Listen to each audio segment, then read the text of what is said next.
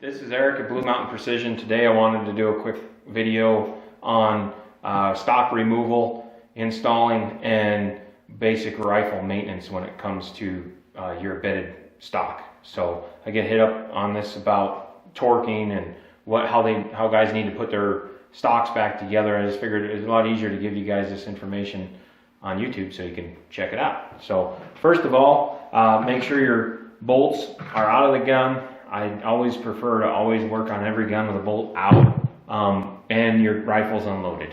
So now that the rifle's clear, so is this one with the bolt already out. So the first thing we're going to do is we're just going to stand this rifle up, and we have got just our regular screwdriver here, T27 torque wrench. We've got a fix-it stick T-handle here with a T27 in it, and a fat wrench, because a lot of guys have these at home and they work really well for torquing. They don't cost you a lot of money and they work pretty well. The fix-it sticks are also awesome kits.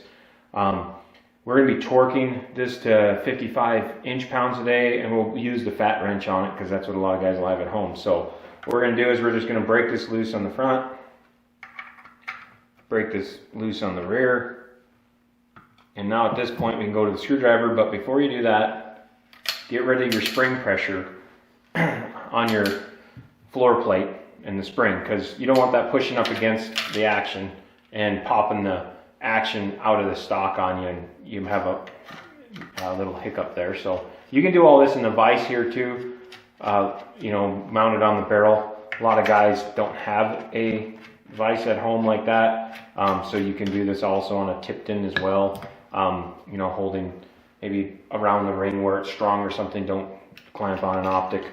And so you're just going to pull that out, both screws, and leave that way. You don't have to take the screws out. And you're reaching with your fingers, and you're going to take your mag out, your mag well. So you're going to take that out. Now at this point, I am going to use my padded jaws, and I'm holding the rifle like that all together.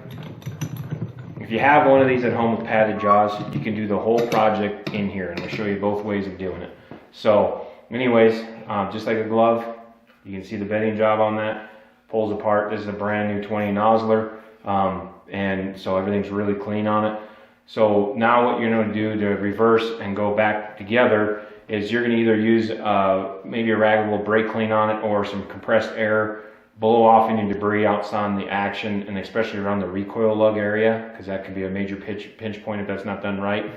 Clean that all up. Same thing inside your bedding.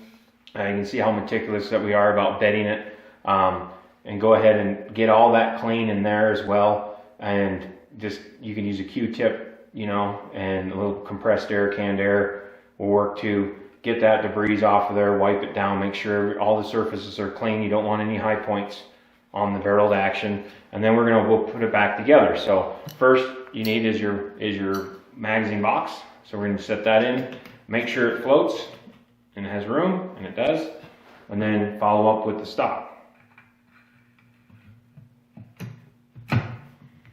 And you just put a little bit of pressure right there, or you can pull forward on the forearm with the stock, and then you're going to go ahead and drop your bottom metal in there. We're just going to start these screws.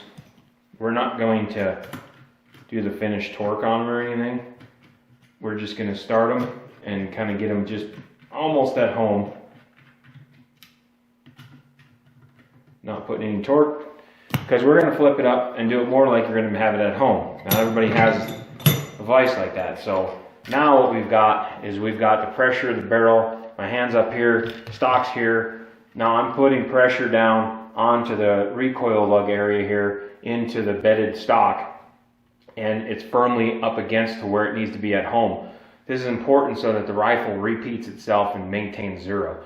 You're going to notice on our bedding jobs and on our rifles that they maintain very, very well on accuracy on this point. So we're going to rob our T27 torque wrench here, put it in our fat wrench, and we're going to work these screws back and forth until we're at final torque. So we just barely got some torque there. Verify. You can hear, this is the important part about a VDL. You can hear that magazine box clicking.